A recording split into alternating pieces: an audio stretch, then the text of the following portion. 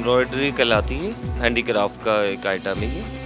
और इसमें मुख्तलिफ़ चीज़ें बनती हैं। लैंप बनते हैं इसमें, ज्वेलरी बनती है इसमें, डेकोरेशन पीसेस वगैरह होते हैं।